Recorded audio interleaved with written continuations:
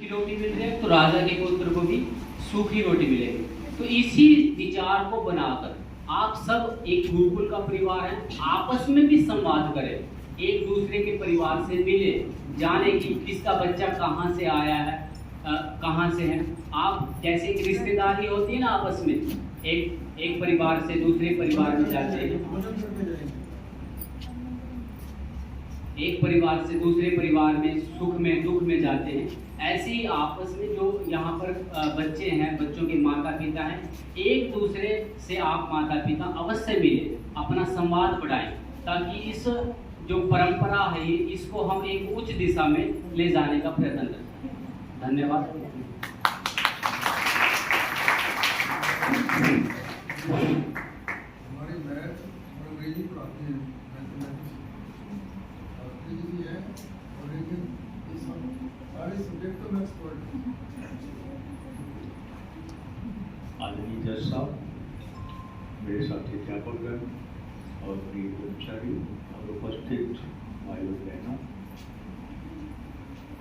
देखिए पिछले 20 साल से गुरुकुलों में सेवा दे रहा हूँ और जिसने गुरुकुलों से हाजिर बहुत से अनुभव हुए हैं।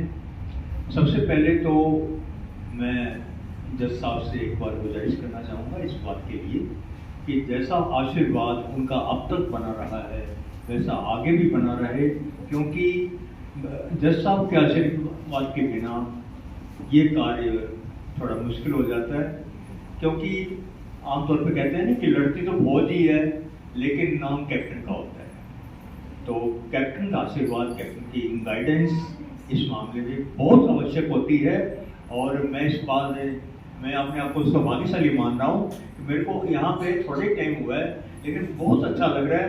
किसी भी समस्या का समाधान आदरणीय जज साहब और माता जी तुरंत करते हैं, एकदम कोई डिले नहीं होता उसमें।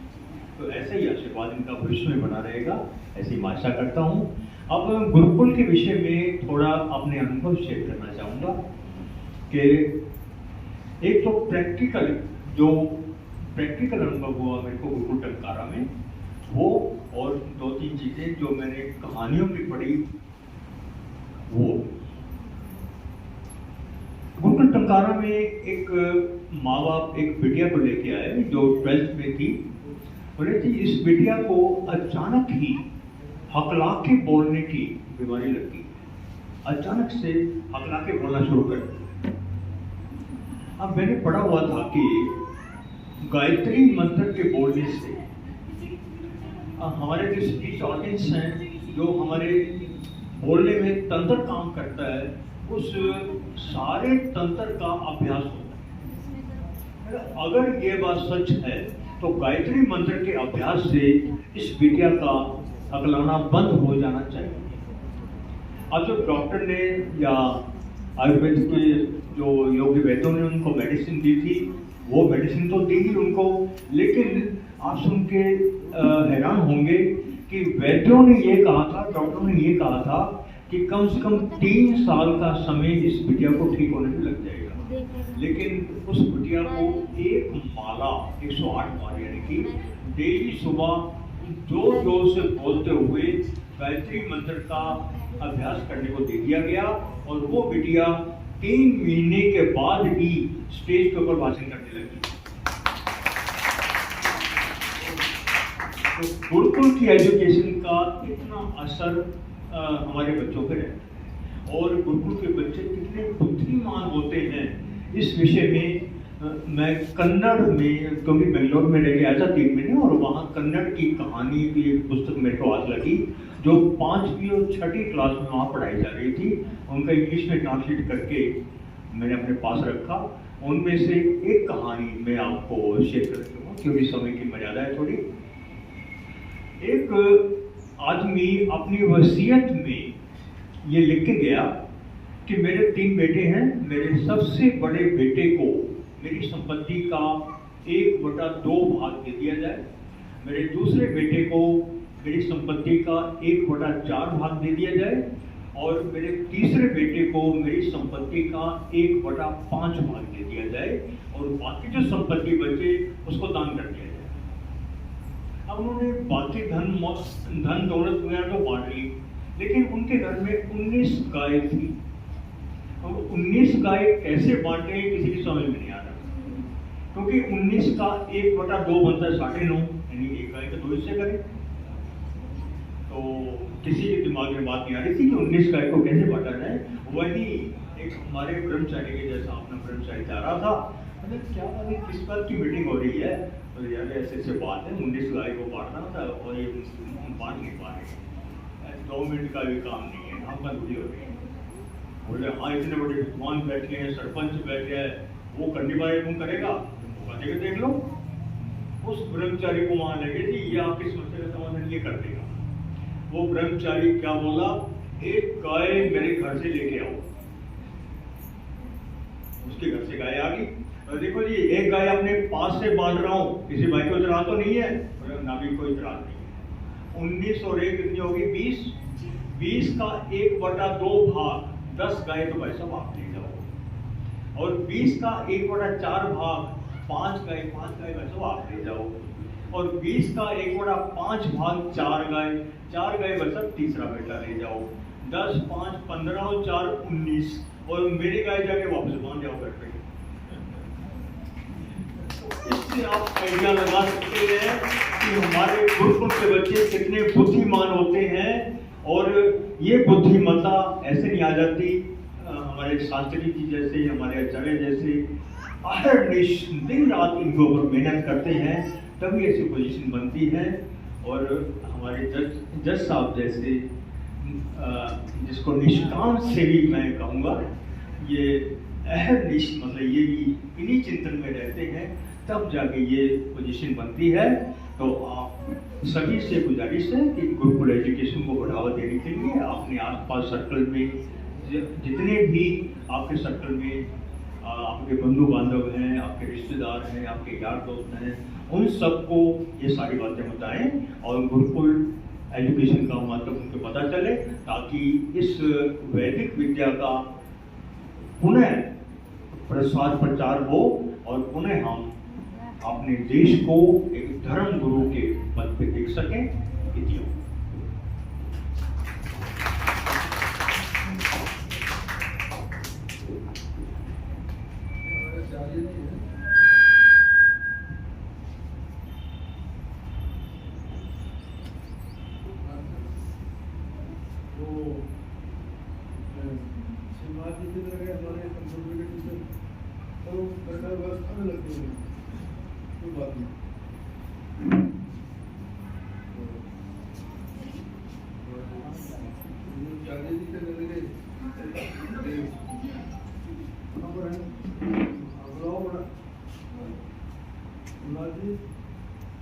बहुत दिन रात वगैरह से बड़ा प्रभावित होने के काम चाहिए। कंप्यूटर में भी, मैथ में भी, MA इकोनॉमिक्स है, और एक बहुत गरीब परिवार से, इनके माता पिता नहीं थे, तो मुझे पता ही नहीं मेरे माता पिता इतने धक्के आगे करके लोग इतना MA इकोनॉमिक्स करे पड़े, तो अब ये यहाँ पर आगे उन लोगों ने बच्चों का कि इतना स्वार्थ और मेहनत इतना अच्छा प्राप्त है कि परमानेंट कर दिया। तो ये हादसे है, लेकिन बहुत गरीब परिवार है, लेकिन योग्यता के उनका कोई 2 मिनट अपने बात। तो आदरणीय जज साहब और हमारे सभी अध्यापक बंधु, आदरणीय आचार्य जी और आप सभी माता पिता तथा हमारे गुरुकुल के प्यारे बच्चे, मैं यहाँ 6 महीना से अपनी सेवा दे रहा हूँ और मुझे भी बहुत अच्छा लगा यहाँ आकर के। मैं तो ऐसे बिहार से हूँ, गुरुकुल व्यवस्था से परिचित नहीं हूँ, क्योंकि मैं अंग्रेजी माध्यम के स्कूल में पढ़ करके आया था। तो यहाँ मुझे भी काफ़ी ये था कि बिहार में मैंने सुना था कि जी गुरुकुल होता है और उसमें जाना चाहिए। बचपन में तो सौभाग्य नहीं मिला जी गुरुकुल में पढ़ने का या ये सब सीखने का, लेकिन अभी 6 महीना से मैं गुरुकुल में सेवा दे रहा हूँ, तो हम भी सीख रहे हैं आपके बच्चे से। यहाँ जो गुरुकुल में आचार्य जी आते हैं या जो भी हमारे सीनियर अध्यापक आते हैं उनसे, तो मेरा तो यही मानना है जी कि आपके बच्चे तो बहुत सौभाग्यशाली है कि आपके बच्चे गुरुकुल में पढ़ते हैं और आप उनके माता पिता हैं कि अपने बच्चे को सारी सुविधाएं देते हैं। जैसा कि जज साहब ने बताया अभी, मुझे तो मेरे जीवन में न माता पिता का सौभाग्य प्राप्त हुआ और मैंने ग्रेजुएशन कंप्लीट कर दिया, लेकिन कभी हमने अपनी पाठ्य पुस्तक नहीं खरीद पाया। हम अपने सहपाठी से ही पैंचा लेकर के पढ़ते थे। मेरे यहाँ एक मैथिली शब्द है पैंचा, मतलब उधार लेना, कि हाँ जी तुम अपनी किताब दे दो, तुमने पढ़ लिया तो मुझे दे दो, मैं पढ़ के 1 घंटा में लौटा दूंगा।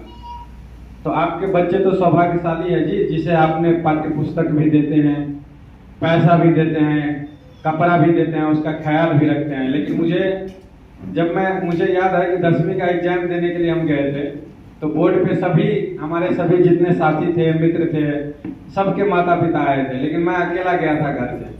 मुझे उस दिन लगा कि मेरे पास भी माता पिता होते तो अवश्य आते, लेकिन हमारे भैया जी, बड़े भैया जी थे, वो चंडीगढ़ में रहते थे, तो वो हमारे साथ तो गए नहीं थे, मैं तो घर से अकेला गया था। तो आप और आपके बच्चे बहुत सौभाग्यशाली हैं कि आप उस बच्चे के माता पिता हैं, अभिभावक हैं, और वो बच्चे सौभाग्यशाली हैं जो इस गुरुकुल में और सारी सुख सुविधाओं से पढ़ते हैं। हमें तो ऐसा सौभाग्य नहीं प्राप्त हुआ। हमने अपने जीवन में कभी नई पाठ्य पुस्तक नहीं खरीदा, क्योंकि मेरे पास पैसा ऐसा नहीं हुआ करता था, या कोई खरीद के देने वाला नहीं हुआ करता था, या कोई ऐसा अभी तक मुझे जीवन में कोई आज तक नहीं बताया कि जी स्कूल का, विद्यालय का समय हो गया, आप विद्यालय जाइए।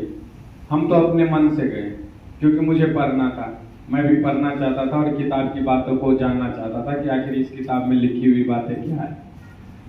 तो ऐसा है, मैं आप लोगों से यही आशा और विश्वास रखूंगा कि बच्चे, क्या होता है ना कि बच्चे नियम में रहना पसंद नहीं करते हैं, क्योंकि बच्चे को पता नहीं होता है कि यह नियम हमें लाभ देगा।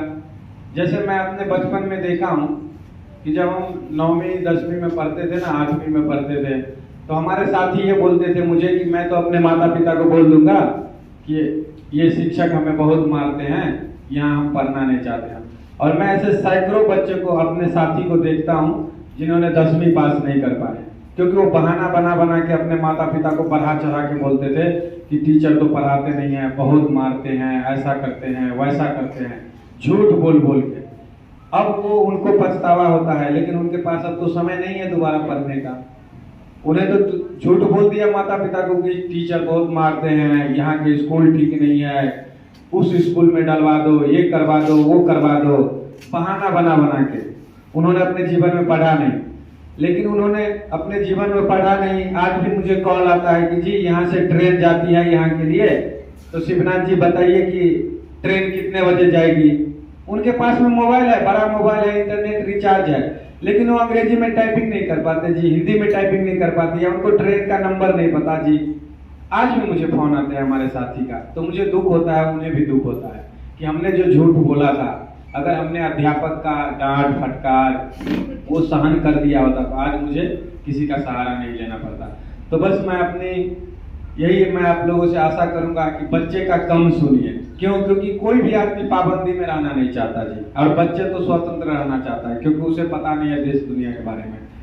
जब ये कठिन परिश्रम नहीं करेंगे, जब ये अभी अध्ययन नहीं करेंगे, तो इनका समय गुजर जाने के बाद में जो है दोबारा लौट के आएगा नहीं, और फिर ये अपनी भविष्य का निर्माण नहीं कर पाएंगे। बस इन्हीं बातों के साथ। और सबसे तो मुझे खुशी ये हुई कि मैं बिहार, उत्तर प्रदेश, कई राज्यों में घुमा हूँ, लेकिन ऐसा व्यवस्था मुझे कहीं देखने को नहीं मिला कि कोई लाखों करोड़ों के बिल्डिंग बना दिए हैं, जमीन दान में दे दिए हैं। और मैं तो ऐसे बहुत पैसे वाले को देखा हूँ अपने गांव में, बिहार में भी, मेरे गांव में भी बड़े बड़े इंजीनियर हैं, डॉक्टर हैं, खूब पैसा है जी, खूब जमीन है, लेकिन मैंने उनको नहीं देखा जी कि वो 1000-2000 रुपया भी महीना का दान करता हूँ। लेकिन मुझे तो ये आश्चर्य हुई कि जज साहब यहाँ 60,000 रुपया मार्च में मुझे पता चला। 3 माह, मैं यहाँ जनवरी से हूँ, लेकिन मार्च में मुझे पता चला कि जज साहब पर जब से गुरुकुल का निर्माण हुआ है तब से 60,000 का चेक देते हैं। वो भी गुरुकुल के हमारे सहपाठी बताएं कि 60,000 रुपया हर महीना मिल जाता है जज साहब के तरफ। इस बात से मैं बहुत आश्चर्यचकित हो गया कि जी गुरुकुल में इतना कुछ देने के बाद भी हर महीना 60,000 का चेक हमें मिलता है। और ये इनका ऐसा उच्च विचार आज तक मैंने नहीं देखा। इन्होंने जो भी हमारे आचार्य जी आते हैं उनको बोलते हैं जी अध्यापक को जितना दे सको, बच्चे को जितना खर्च कर सको, हमें भी बार बार बता दो, आप बच्चे को जितना अच्छा पढ़ा सकते हो, जो फैसिलिटी चाहिए बोलिए, मैं उपलब्ध करवाने के लिए तैयार हूँ। तो हम सभी सौभाग्यशाली हैं कि हमें एक महापुरुष मिले हैं और उनके सानिध्य में मुझे भी बहुत कुछ सीखने को मिलता है और आपके बच्चे को भी मिलेंगे। बस इन्हीं शब्दों के साथ मैं अपनी बातों को विराम देना चाहता हूँ। आप सबको बहुत बहुत मैं तो एक ही बात कहा करता हूँ टीचरों को भी कि भाई वर्किंग वर्शिप, हमारे अंग्रेजी में कहावत है कि काम की पूजा होती है। चाहे वो कोई भी हो, अपना बच्चा भी अगर, मेरा अपना बेटा भी अगर रखीद है, काम नहीं करता, कर्म नहीं करता, ठीक रास्ते पर नहीं चलता, वो भी उससे भी कुछ गुजरती है। माता पिता को भी हो जाता है कि भाई ठीक है बेटा तो है, पर एक दिल में उसके प्रति एक अलग तरह का भाव आ जाता है। और एक जो आपका पड़ोसी है, कोई आपके पास काम करता है, वो अपने कर्म से, स्वभाव से, अपनी मेहनत से, अपने काम से वो इतना प्रभावित कर देता है कि वही अच्छा लगने लग जाता है, वो बेटे से भी फालतू अच्छा लगता है। Work is worship. मैं टीचरों को भी ये कहता हूँ कि आप बच्चों को ये समझो कि ये तुम्हें एक मौका मिला है, अवसर मिला है, इनको जितना कुछ दे जाओगे वो तुम्हारा है, और जो तुम यहाँ से लोगे वो यहीं का है, वो यहीं रहेगा। लेकिन जितना समाज को, बच्चों को जितना दे जाओगे, वो ज्ञान उनका तो बढ़ेगा ही, लेकिन वो तुम्हारा भी बढ़ेगा और तुम्हारे साथ जाएगा, वो धर्म में शुमार हो जाएगा। वो धर्म के अंदर, क्योंकि एक धर्म ही ऐसी चीज़ है जो दुनिया में इंसान के आखिरी समय में हो ही जाती है, बाकी कुछ नहीं जाता, सब कुछ ही जाएगा। लेकिन धर्म क्या है कि अच्छा काम, अच्छे विचार, अच्छा ज्ञान आपने दिया क्या है, समाज को क्या दिया है, अपने एक निस्वार्थ सेवा कितनी की है। अपने 10 रुपये आपको मिलते हैं, अगर आप 15 का काम करके देते हो तो उसका एक अलग ही नजारे, अलग ही कंटेंटमेंट होती है जब आप निस्वार्थ सेवा करते हो। भगवान कृष्ण ने तो गीता में गजब ही कर दिया कि आप कर्म करते जाओ, फल की इच्छा मत करो। वो भगवान पता नहीं किस रूप में कैसे क्या देता है। ऐसे मैंने अनुभव किया है जीवन में, जो बातें सोची भी नहीं थी कभी, वो हमें अपने आप प्राप्त हो।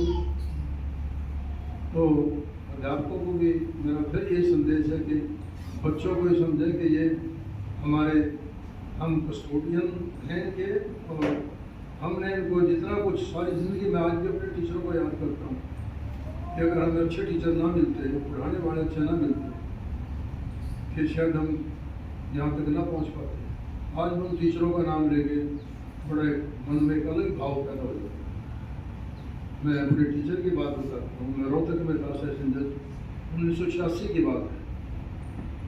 हम गाँव के स्कूल में पढ़े, वहाँ एक मास्टर धर्म सिंह थे, जहाजगढ़ गांव है झज्जर सील में, वो हमें अंग्रेजी पढ़ाते थे और रात को कहते थे कि भाई क्लास खत्म हो गई, जाओ खेलो कूदो, रोटी खाओ और यहाँ रात को फिर आ जाना स्कूल में, रात को फिर स्कूल में आ जाना। और उस टाइम हमारे पास मिट्टी के तेल की डब्बी होती थी, लाइट टैन किसी के पास होती थी, वो लाइट टैन मिट्टी का तेल डाला, उसमें बत्ती होती थी, और नहीं तो शीशी में जो आम शीशी होती है ना, उसमें बत्ती डाल के उसके ढक्कन के ऊपर उसमें से निकाल के उसकी रोशनी में पढ़ते थे रात को। और वो बैठे रहते थे हमारे सामने कि बच्चे सो तो नहीं गए। 8वीं के एग्ज़ाम थे, तो बोर्ड के पेपर होते थे, तो वो ऑफिस में बैठे रहते थे और फिर चक्कर मारते थे, या जिस कमरे में हम पढ़ते थे। 10-12 लड़के थे उसमें 8वीं क्लास के। तो इन्होंने इतने, मैं सोचता था कि ये उस टाइम लगता था कि अब तो शाम को पढ़ के गए स्कूल से, अब रात को घर बुला लिए। लेकिन आज अनुभव करते हैं कि उन्होंने जो ज्ञान हमें दिया, तो वो एक बार मैं उन्हीं के गांव में जहाजगढ़ में इंजीनियरिंग कॉलेज की इंक्वायरी आ गई मेरे पास। इंजीनियरिंग कॉलेज है उस गांव में, दिल्ली के पास। तो मैं लोकायुक्त था, किसी ने शिकायत करी कि जी हाँ इस इंजीनियरिंग कॉलेज में बहुत घपला हुआ और एक बहुत बच्चों से वो उसके एडमिशन के बहुत ज़्यादा उन्होंने जो गवर्नमेंट के नॉर्म्स थे उससे ज़्यादा पैसे ले लिए। तो वहाँ के प्रोफेसर, प्रिंसिपल, तो मेरे साथ वो टीम भी थी विजिलेंस की, मैं उनके साथ। फिर मेरे ध्यान आया, मैं जहाजगढ़ में तो हमारे मास्टर धर्म सिंह जी थे, मेरा मन आया कि भाई उनका पता करो, मैं उनको मिल गया। तो पता लगा कि जी वो तो स्वर्गवास हो। मेरे को बड़ा कष्ट हुआ, बड़ा दुख हुआ सुन के। मैं उनके जी कब हुए? 1-1.5 साल हो गए, काफ़ी बुजुर्ग थे। ये भी बात है, मैंने कल 2017-18 में गया था, लेकिन उससे पहले 1986 में उनको पता लगा कि मेरा स्टूडेंट यहाँ सेशन जज लगा हुआ हमारे झज्जर भी रोहतक का पार्ट था उस वक्त। तो अब वो कुछ 30 साल की बात हो गई थी, शक्लें भी बदल जाती हैं। वो थोड़े से बुजुर्ग हो गए, मैं थोड़ा सा बड़ा हो गया, लेकिन वो उनको ऐसा लगा कि भाई मैं अपने स्टूडेंट को मिल गया हूँ। उनको पता लगा कि मेरे यहाँ स्टूडेंट सेशन जज है। तो आज कोर्ट रूम के दरवाजे के आगे वो ऐसे देख रहे थे, वकील मेरे सामने बहस कर रहे थे खड़े हुए, और मैं डाइस पे बैठा। तो मेरे को लगा पता था कि ये बुजुर्ग आदमी है, ये बार बार कोर्ट में झांकते देख रहा है मेरा दरवाजे की तरफ। तो अर्दली ने मैंने अर्दली से कहा कि पता करो कौन है, क्या दिक्कत है। अच्छा, उस टाइम तो मैंने भी नहीं लगाते थे, उन्होंने मैंने भी लगाई हुई थी, कुछ है मुँह पर झुड़ियाँ पड़ी हुई थी, मेरी पहचान में नहीं आई। तो वो कहने लगे कि वो आपको मिलना चाहते हैं। कहते मैं इनका टीचर हूँ, धर्म सिंह मेरा नाम। उसने ये बात कही तो मैं एकदम कोर्ट से छोड़ के वकीलों से गया। मैं कहता आफ्टर लंच लेंगे आपका केस, और मैंने उनको अंदर ले गया, उनको रिटायरिंग रूम में मिले, वहाँ बैठा, मेरे आंसू आ गए उनको, क्योंकि उनका तब इतना था कैसे हमें पढ़ाते थे, और उनकी पढ़ाई की वजह से हम से कहाँ पहुँच गए। और वो इतने खुश थे मेरे को मिल के कि मेरा स्टूडेंट सेशन जज है। तो फिर उन्होंने मेरे को कोई काम कहा, मेरे बेटे का कोई पोस्टिंग का था हिसार यूनिवर्सिटी में, एग्रीकल्चर डिपार्टमेंट में थे वो। तो मैंने वहीं से टेलीफोन किया, मेरे को उसको यहाँ रोहतक में ट्रांसफ़र कर दो, उसके एक ही बेटा है उनका, और वो बुजुर्ग हैं, बुढ़ापे में है, उनके साथ फटाफट उनका ट्रांसफ़र ही हो गया। एक वही काम मेरे पास आए तो मिलने। तो ऐसा आज भी मैं उनको नमन करता हूँ। तो टीचरों को मैं यही बात कहता हूँ कि भाई पता नहीं बच्चे को कहाँ किस रूप में क्या बन जाएगा, आप इनको ज्ञान दे जाओ कुछ, ये दिल से सच्ची आत्मा से कि ये हमारे अपने बच्चे हैं, मेरे अपने बच्चे हैं, अगर मेरा अपना बच्चा होता मैं उसको क्या करूँगा, उस भाव से हम इनको शिक्षा देने की कोशिश करते हैं। बाकी तो अब बहुत ज़्यादा समय भी हो गया, 12 बजे ख़त्म करना था, 12:30 हो गए। भोजन तैयार है, ये देवी जी हमारी लगी रहती है, ये मैं मानता हूँ कि ये इनकी ऐसे अच्छे परिवार से भगवान ने जोड़ी मिलाई कि हमारे आचार विचार इतने अच्छे मिले कि ये मेरे सागे रहती हैं। ये सारा जितने फूल पौधे यज्ञ सारा कुछ ये हमने तो दोनों ने सोचा था कि दोस्तों यज्ञशाला बनाएंगे, यहाँ दोनों हवन करेंगे, क्योंकि हवन हमारे घर में डेली होता है। मैं कहीं भी हूँ पिछले 50 साल से यहाँ यज्ञशाला पे भी अगर नहीं आऊँगा तो मैंने अपना हवन ऊपर भी रखा हुआ है, अपना हवन अकेला से करता हूँ तो दोनों बैठ कर लेते हैं, और हवन जरूर होता है। हवन की बड़ी महिमा है, तो बहुत ज़्यादा समय नहीं लेते, तो आप भोजन करके जाएँ। और जो कोई बच्चों को मिल के कुछ सुझाव देना चाहे, सारे अध्यापक यही होंगे, इनको मिले, अपनी बात करें, कोई दिक्कत हो तो गुरुकुल को टेलीफोन करें, और आशा करते हैं कि ये बच्चे आपके पले फूले और अच्छे इंसान बन के अच्छे सिटीजन बन के यहाँ से निकले और इस गुरुकुल का नाम करें। धन्यवाद।